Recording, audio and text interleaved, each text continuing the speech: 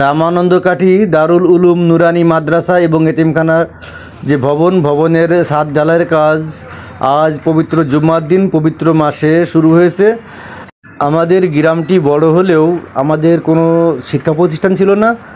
এই দারুল উলুম নুরানি মাদ্রাসা এবং ফজলে আকবর তাহফিজুল মাদ্রাসা দিয়ে শুরু হয়েছে। একসাথে দুইটি শিক্ষা প্রতিষ্ঠান হচ্ছে।